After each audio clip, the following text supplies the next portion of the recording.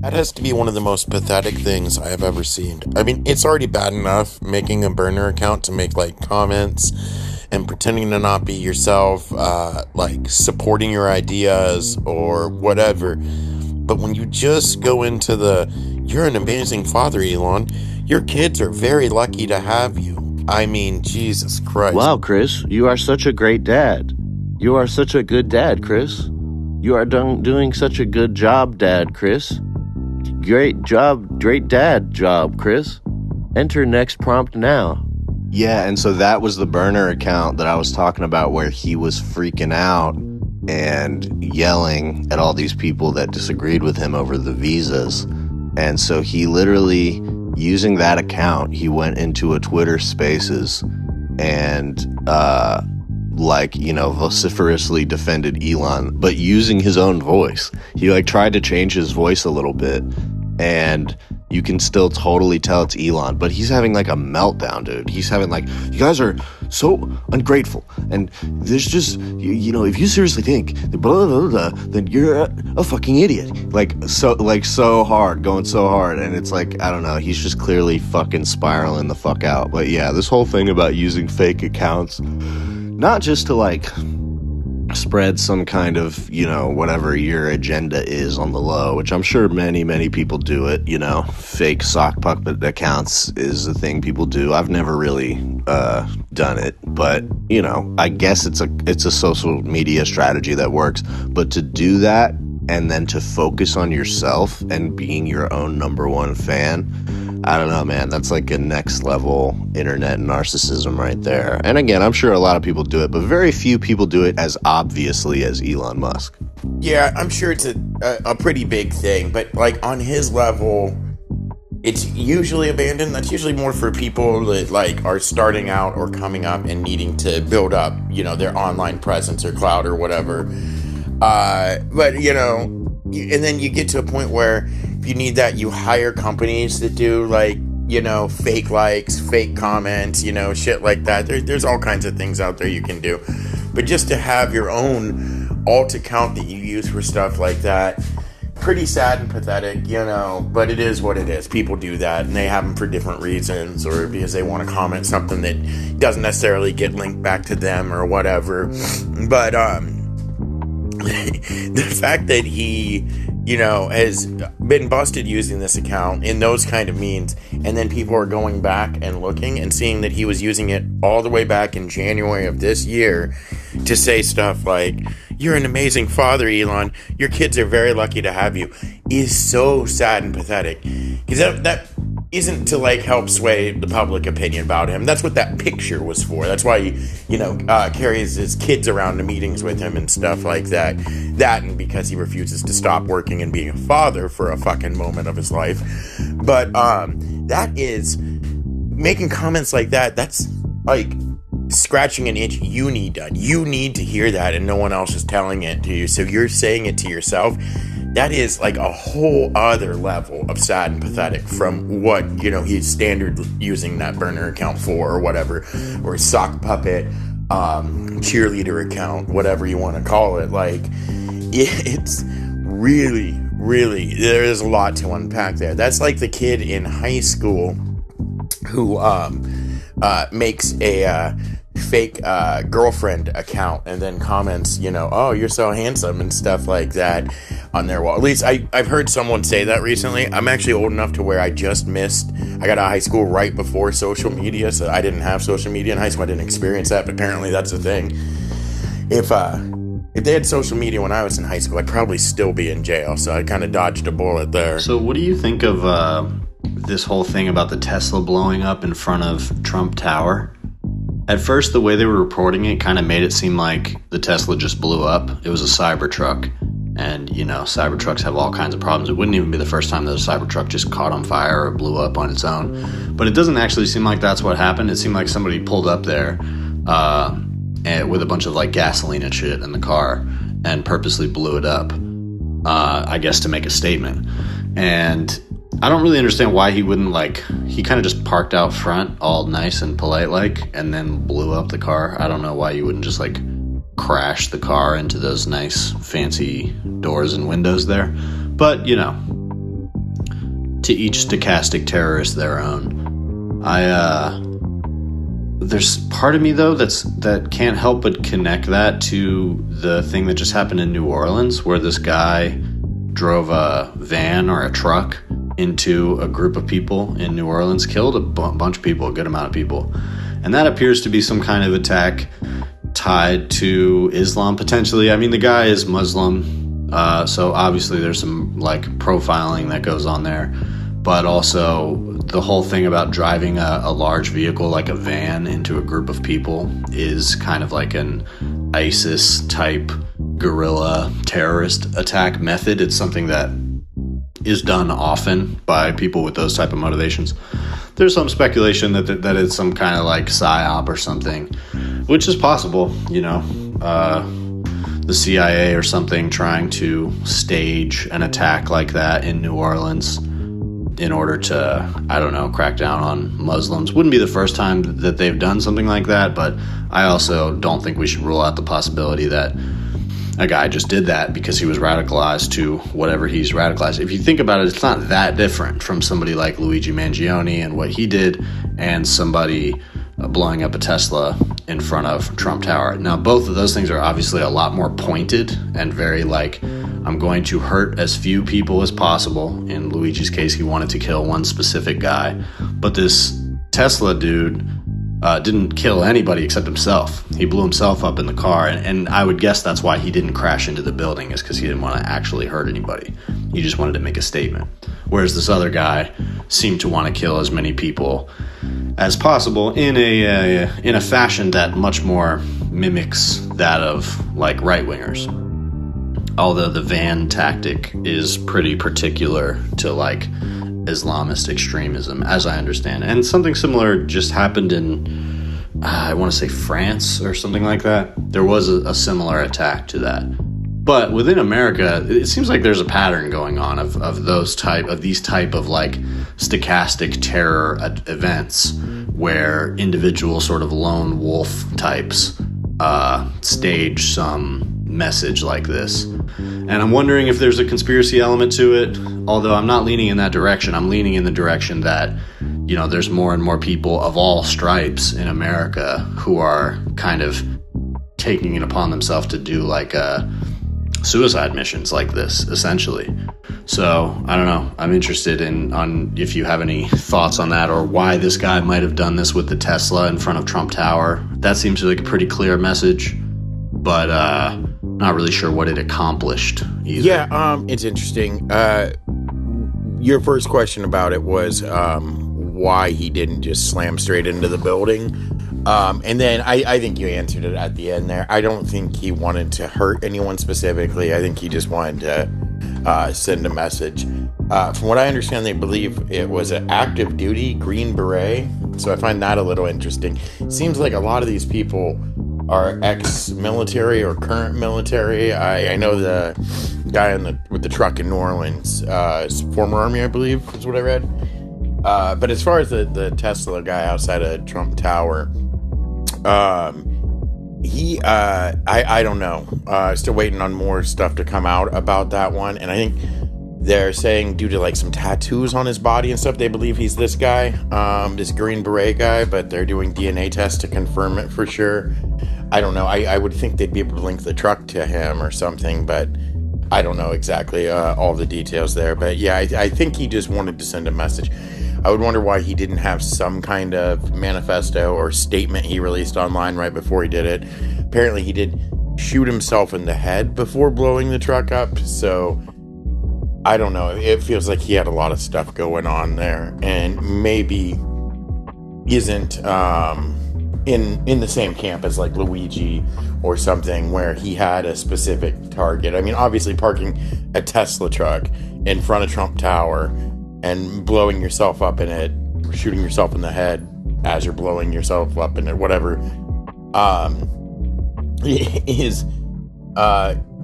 it wasn't random that it was a Tesla and that it was parked in front of Trump Tower. Obviously, he was trying to send some kind of message. But I don't know. He seems more just mentally unstable to me from what I've seen. But who knows? We'll see what comes. He did have the presence of mind to minimize the damage and try to and succeed in not hurting anyone but himself. So maybe not too far mentally ill. I mean, obviously anyone that's going to do a violent attack like this is a little bit unstable, whether it be in a good way or a bad way. Luigi, I still would say he sacrificed his own freedom and a bit of his humanity to make a statement that I agree with personally. As far as the ISIS truck guy, or I don't know if he actually has any real connections to ISIS. I don't think so. He's an American-born citizen. He is Muslim, obviously. But he was, you know, American-born citizen. He was a member of the army. Like, he clearly, at least, is a big fan of ISIS. Those driving trucks in the crowds like that, I do know it is a common, you know, move from groups like ISIS and stuff, but I think it happens a lot. I think it's just, you know, vehicles are weapons if you want them to be, or you don't, you know, if you're not responsible with them or you choose to. They're giant, you know, 5-ton death machines or whatever, you know, big, you know, metal bullets on wheels, basically, if you want them to be. So, I think it's kind of a natural inclination to use a vehicle in that way if you're wanting to hurt a lot of people. You see it a lot during protests. I remember during the George Floyd protests a few years back that there was that dude that drove into a crowd of protesters and stuff, like, and he wasn't affiliated with any terrorists. I think it's just an easy thing to use as a weapon. I mean, most people have access to them. And if you drive one straight into a crowd, you're going to hurt a lot of people. This guy was a lot more successful. I've never seen anyone drive into a crowd and kill 10 people. That's pretty insane. From what I believe, though, he doesn't actually have links to ISIS. He's just a fan. We'll see, though. I believe there were they found IEDs all over the city, didn't they? And they thought maybe he wasn't working alone. To me, that says that maybe there was a bigger thing going on and it didn't all work out. I don't know, though. I don't know the validity of that. I haven't really followed up. I remember hearing that the morning after. So, and they could have been placed by him.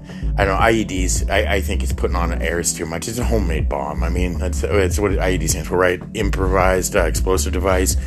It is churching it up a bit there. But yeah, there were a bunch of homemade bombs all over the city, apparently. So I feel like they weren't linked, even if he was actually a member of ISIS or working with ISIS or other people that are in a little wannabe ISIS terror cell putting stuff across the city. I don't think it had anything to do with the Trump Tower thing, mainly because these both happened on New Year's Eve, and it being that specific date, I think people just had similar ideas. If it was a random day, I'd say, oh, most likely they were related then, right? But with it being a day like that, and there not seeming to be any connection between these people, ISIS isn't taking credit for any of the attacks. There's not other terror cells popping up taking credit. That's one thing terrorist groups usually do, is take credit for their attacks. That's kind of the whole point of terrorism. So, or a big part of it at least. But, so yeah, I mean, just to summarize, I don't think they were related. I think that dude, a little outside Trump Tower, more mentally unwell than most, and it's just a crazy time we live in. I think we will keep seeing more and more of these attacks. Just like I remember before the pandemic and 2020, I mean, school shootings have been bad for a long time in this country as far as the volume of them, but like, it was like almost every single day, at least every week, there was a school shooting until the schools got shut down. And there's been a lot since then. But for a while, it got real heavy with the school shootings. And I think with the fame Luigi got and the public being on his side, we're going to see more and more people take that as a model to emulate. Hopefully it's more Luigi's and less, right-wing terrorists, but unfortunately, I doubt it'll work out that way. Yeah, it's so annoying. The terrorists are like never on my side. Yeah, you're probably right about the fact that the truck type attacks are relatively common. This guy could be anybody. It appears on the surface to be like a radical Islamic terror kind of attack, but it's not impossible for something like that to be an illusion. Or, I don't know. There's some people speculate that there's that when it comes to stuff like that the U.S. government tends to be involved because egging on an attack gives them reason to clamp down on it, which is something they've done in the past. There is documented evidence of the FBI egging on terrorist attacks, in order to provoke the response. So it's not a strategy that doesn't exist. I don't know if there's any reason to think that that's what is going on in New Orleans, but I guess it is an interesting question to ask yourself, what's more likely? If a person appears to be some kind of Islamic terrorist, even if it's like a recent convert, is that what's really going on, or is it more likely that the government would like to draw attention to that kind of violence, especially going into the Trump administration? So I think there's some validity to that theory, but I also think that, we kind of got to believe what we see when we see it. So I'm not ascribing any beliefs to the guy who did that. I don't know, but there just seem to be terrorist attacks of all stripes happening, from a more like left-wing populist perspective.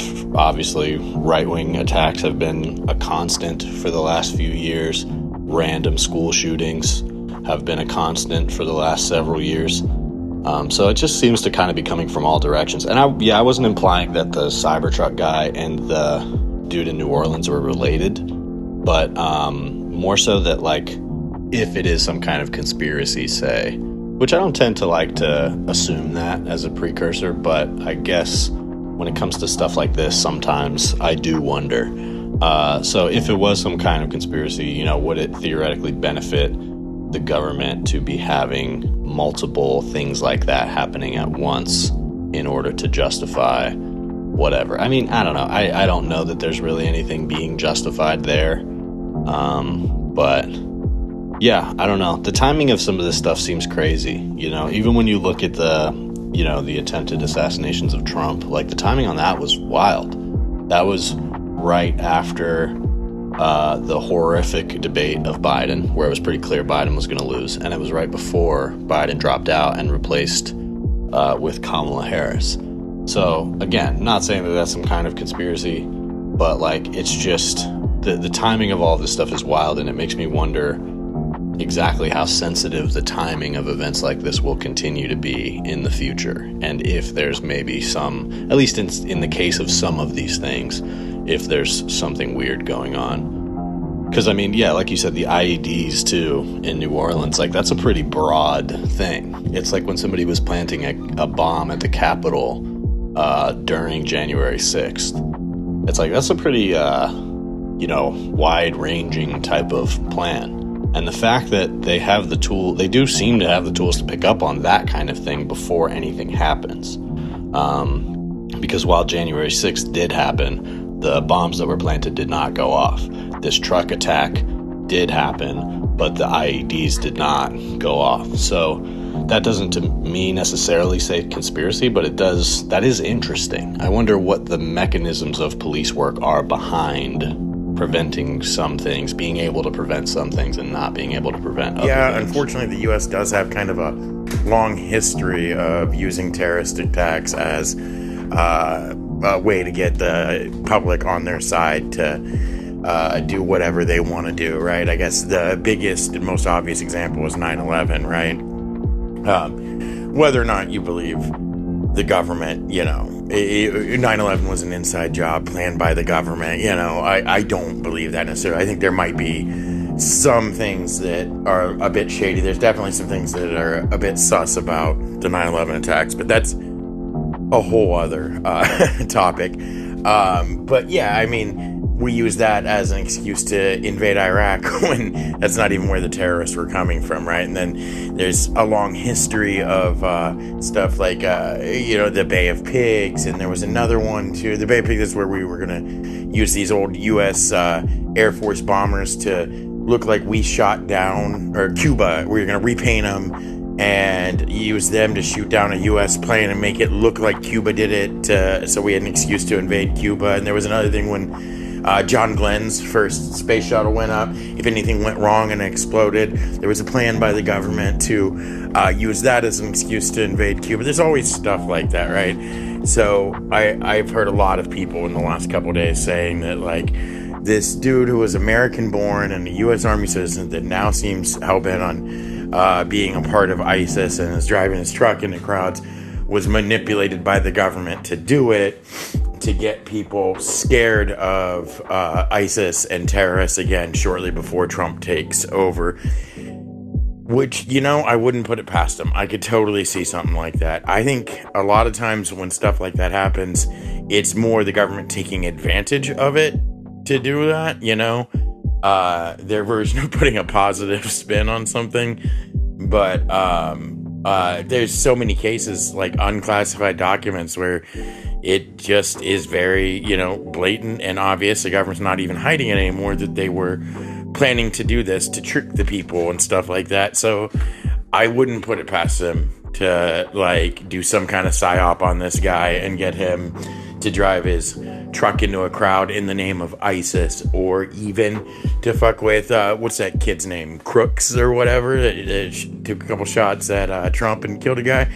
I've heard a lot of theories about that too, and while I don't actively believe that, if I found out it was true, I would not be surprised at all. The one thing that sticks out to me, though, that you mentioned, the IED is not going off on January 6th. It didn't go off the other night. You don't see him going off often. The dude who did the, the Aurora, Illinois, theater shooting when The Dark Knight came out, that guy had a bunch of explosives that didn't go off as well. Are these people just bad at making bombs, or is the government good at catching them before they go off? Are they exaggerating about the stuff they find to make it seem scarier? I don't know why. It seems like, you know, terrorists used to make bombs all the time. I mean, that was the first World Trade Center attack, was a bomb in the parking garage, right? Like, there's always these attacks, and then the bombs just don't go off. I wonder how much of that is just incompetence on the bomb makers, or maybe it's intentionally bad information online about making bombs, so people are less successful when they try and learn how to do this stuff. I just find it odd that there's always a bunch of unexploded bombs found after these attacks. Yeah, there is something interesting about that. I think it's probably that like making bombs is the thing that the government has clamped down on the most, and uses their vast surveillance abilities to like actively monitor, because there's a lot of things that they have the ability to monitor but maybe not the capacity, and so they got to kind of limit what they pay the most attention to. So it's possible that the reason other types of things slip through but when somebody finds a way to make a bomb, they catch that because they're watching, like, the materials and the places that you would get those type of things from. I don't know. That's the only thing I could think of that would make it easier for them to see those things coming, but not other things coming, which I guess makes sense, because we don't want government to be surveilling and interfering in every part of our lives all the time. But it's probably good if they make a habit of stopping people from making bombs before they do it. Intentionally bad information about it on the internet is an interesting idea. You think people would do that? Just go on the internet and lie?